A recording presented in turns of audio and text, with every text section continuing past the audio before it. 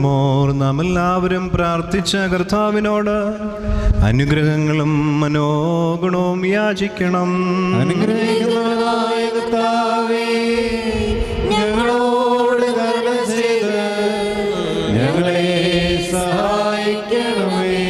സ്തുതിയും സ്തോത്രവും പ്രഭയും പുകഴ്ചയും അനശ്വരമായ നല്ല ഉന്നതിയും നിത്യവും ഇടവിടാതെ അർപ്പിക്കുവാൻ അടിയങ്ങൾ യോഗ്യരായി തീരണമേ.